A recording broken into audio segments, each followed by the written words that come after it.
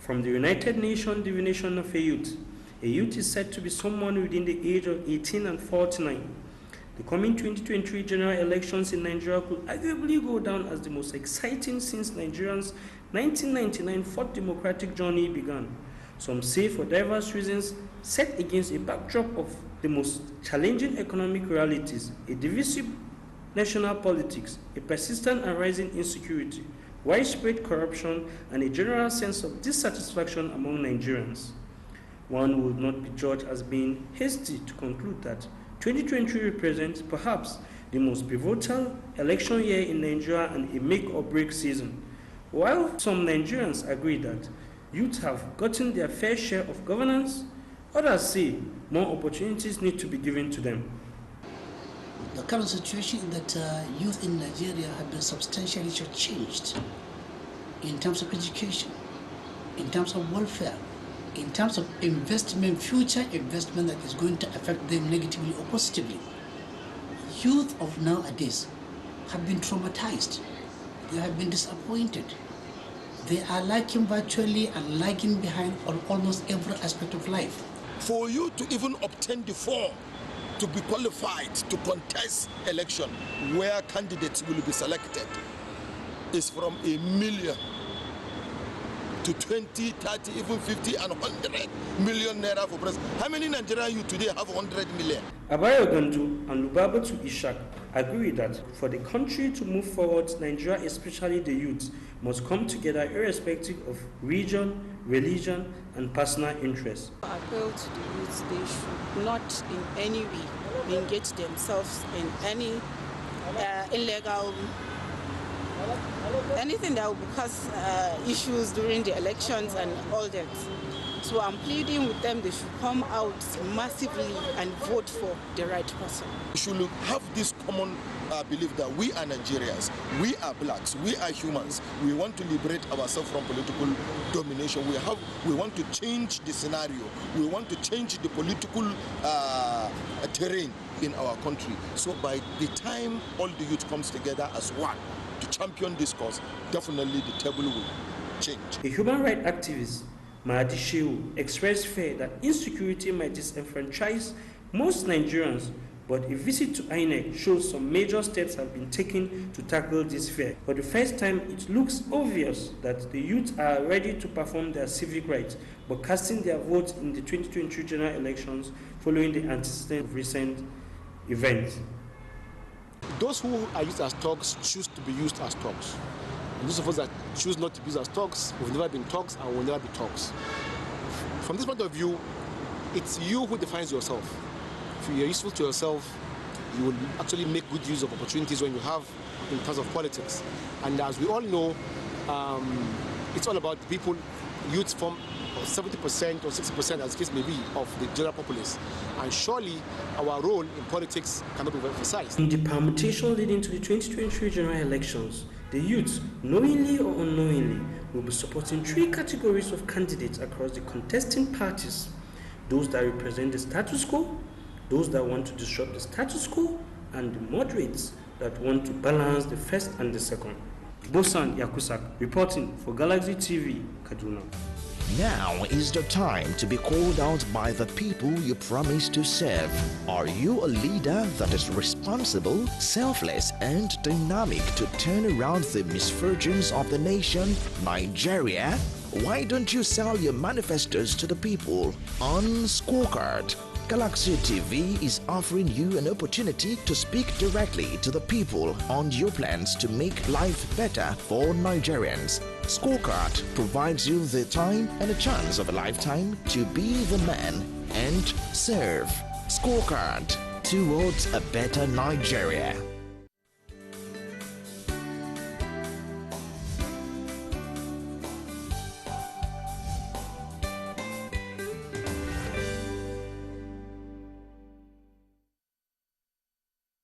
You're welcome back. Yes, we are going into the nitty-gritty of today's event. But before I go further, Ruth, Yes, of course, this is to welcome those joining us online on all our social media platforms. We're actually streaming live at Facebook, Facebook, Instagram, and Twitter at Galaxy TV. And of course, yes, you can ask any questions, share your thoughts. But while you're doing that, please indicate your name and your location. And of course, there's a number you can actually send a message to us in the studio, and we'll have to read them. And that number is displayed below your screen, TV. Just send your idea or questions if you have any, and we'll set to answer you. Put your name and put your location also. Do not forget, we need a name to your suggestion and your question. You're welcome, our onliners. That's true. You are welcome and flow with us. Yes. Just as I've been saying, just tell your colleagues, your friends, and your neighbors that there is a program is on Galaxy, and of course, it's the light of politics. The light of politics. We are going to shed more light for you to be educated and for you to know your rights, particularly as it comes to issues of politics and, of course, towards the general elections. Now, let's go to the cocoa, as they normally say. We have our guest, Kingsley. Yes, thank you, Mr. Wale. You're welcome to the program once more. I'm grateful. Yes.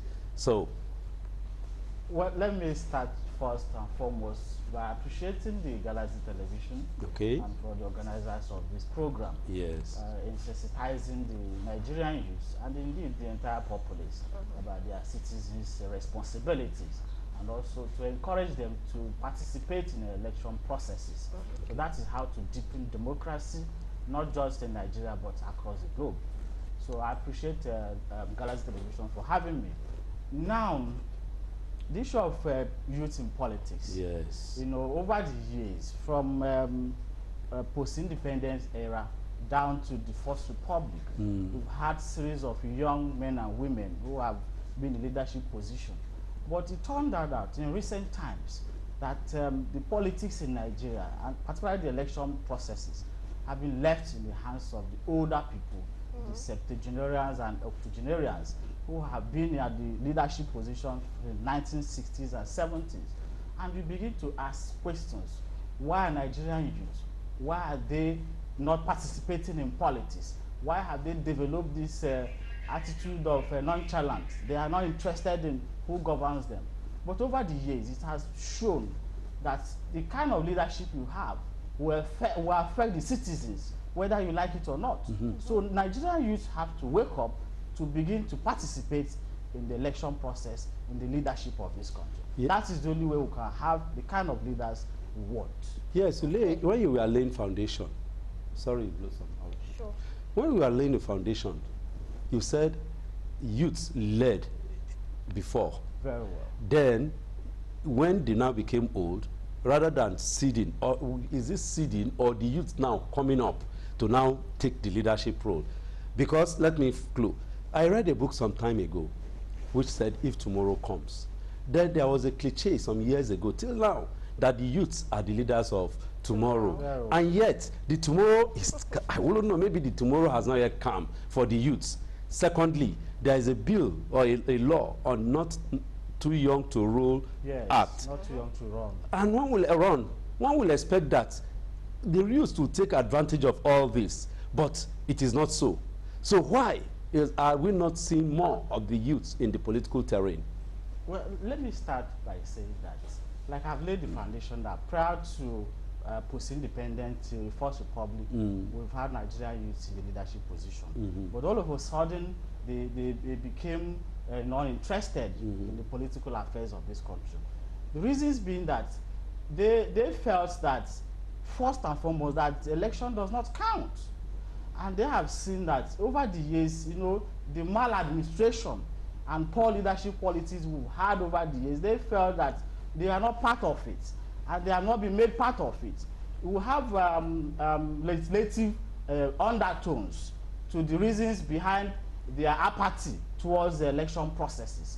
Before now, up until when the campaign for young persons to be involved in politics in 2017 and 2018, that saw the emergence of not too young to run bill that was later assented, which also culminated in the amendment of the Fourth Alteration Act that reduced the age of qualification for you to contest for leadership position, that reduced the number of age for you to contest State House of Assembly and House of Representatives, and from president from 40 to 35, 30 to 25, as the case may be. These are legislative mechanisms towards ensuring that youths participate in government.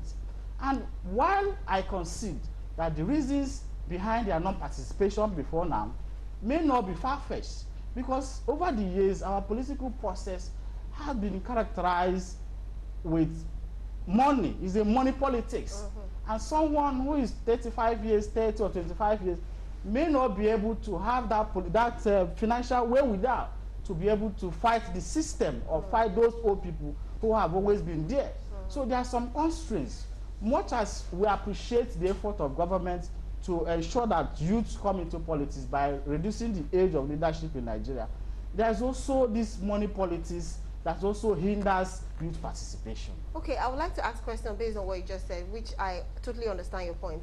So does it mean, because if you look at the money, it comes from, let me just term it from godfatherism. You have to have a godfather to have such a money to actually dive into politics. Now, are you saying that for the youth to actually get involved in our politics of today, godfatherism must be allowed, or should it be inclusive? No, well, of course, let me be practical here. Okay. Theoretically, one would assume or expect that everybody has the right to participate in government. But because of the structure of our election process, electoral processes, it has some limitations. Well, of course, we cannot rule out godfatherism in our political system. It has always been there. If I have to give the historical trajectory of our political system, it has always been there. But money plays a major role in our election process, even up until today. That is one of the major challenges that hinders youth participation. So while I believe that youth must come out to participate irrespective of all those hindrances, because we have seen a lot of disenchantment. We have seen a lot of disillusionment. People are angry, people are tired, people don't even believe in the system. You know, because you have to believe in the system for you to even come out to participate. When they feel that government, as far as they are concerned, is non-existent. Because all those basic amenities that government ought to have provided, they are not being provided. So why would I get myself involved? Okay. So, but this is a clarion call for Nigerian youth to sit up. And 2023 election is going to provide another opportunity for us to participate. Of course, if you look at the election trajectory in Nigeria, there are more youthful participation in 2019, unlike what we have had in previous years. Yeah. So, and 2023, from what is going on, you see that it is youth-driven, and we will ensure that youth have a voice in 2023 election. Yes, the voice that the youths have, can it be translated into votes? For your information, INEC does not count voices. It counts votes. The voice that the youths have can it be translated into into votes? It is. I don't want to sound pessimistic. I'm very optimistic about the future of this country. If you look at certain innovations, because what triggered this enthusiasm in youth in politics in recent times is as a result of certain institutional development that has created opportunity for people to have faith in the system.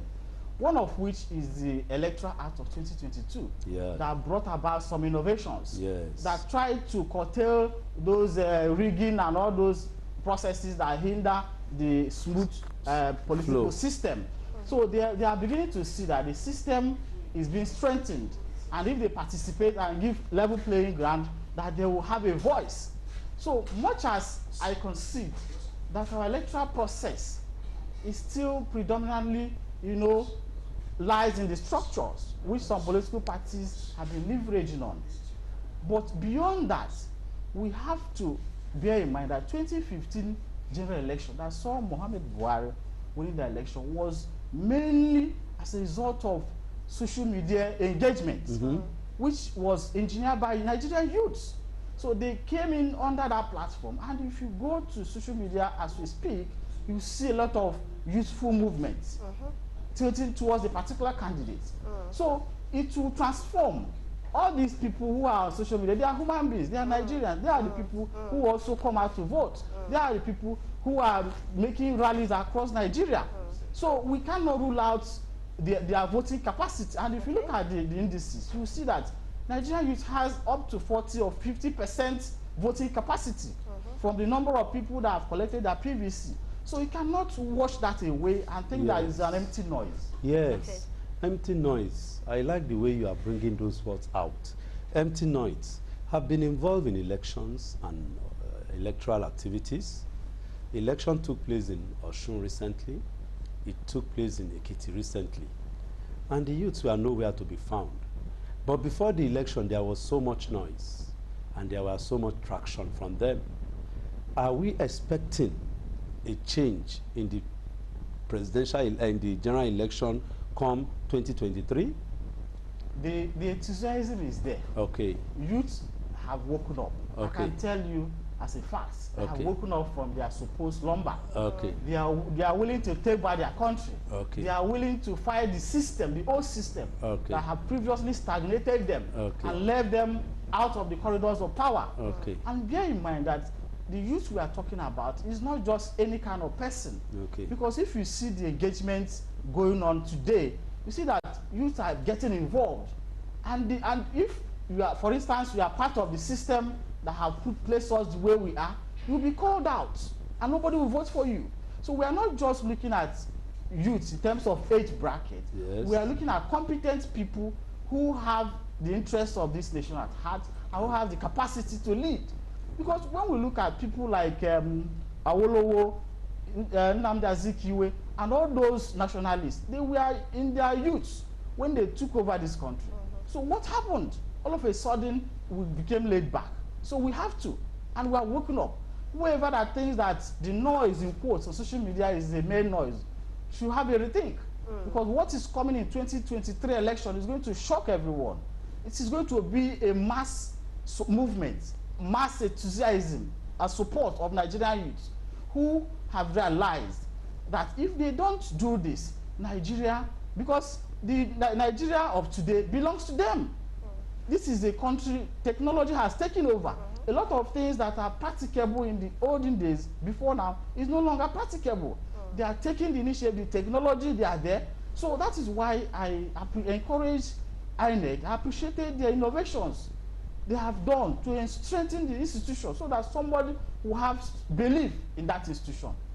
Okay, so you're saying basically right now that whatever noise we're having on social media is actually physical, like it is not a noise. It is not a noise. Okay. It is reality. Trying to tell you the direction of things in 2023. Okay. It is no longer the old ways. So that means the new order. That means the new order is going to be a continuous thing, not just for the 2023 election. It's going to be a continuous thing to actually sit up and be involved in politics. Of course, it is going to be a continuum.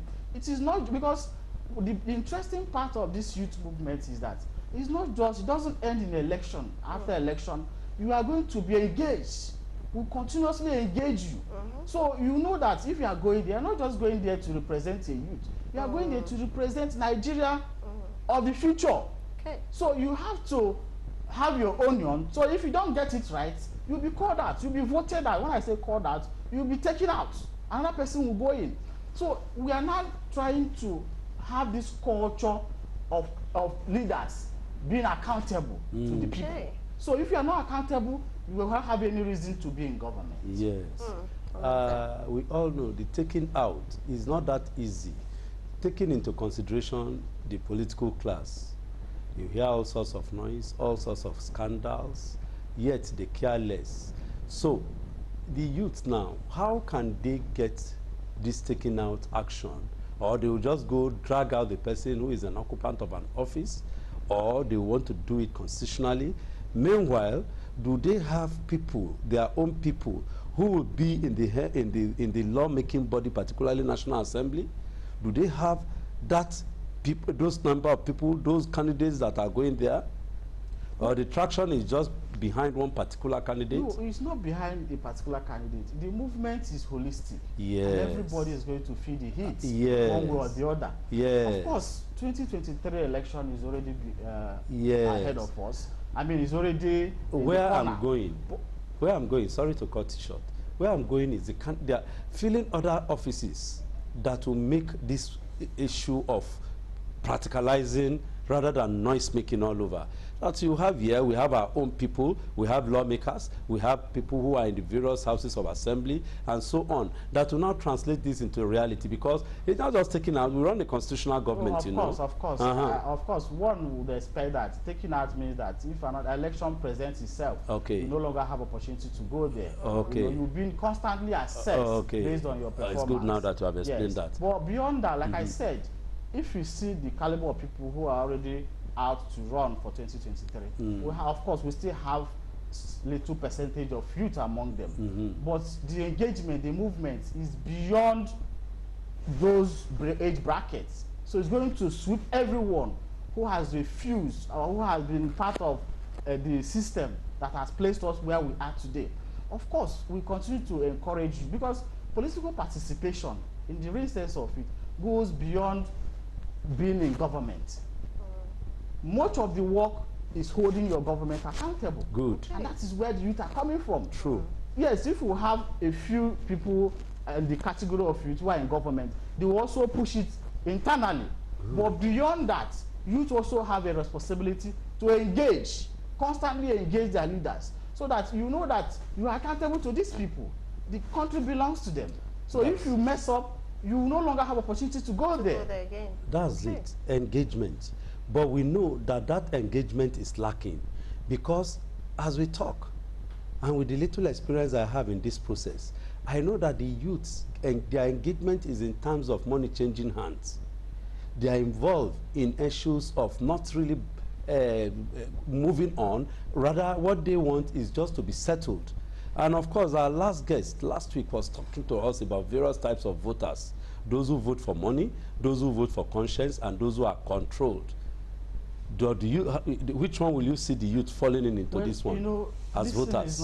It's a gradual process. Okay then. It's a gradual process. Okay then. The system we have, we still have majority of old people in the system. Okay. And the society we are, you know, the economy is not smiling at anyone. Okay. You know, so of course, in every 12, there must be Judas. Okay. So much as we advocate that you should get involved, we still have bad youth, just as we have bad elders.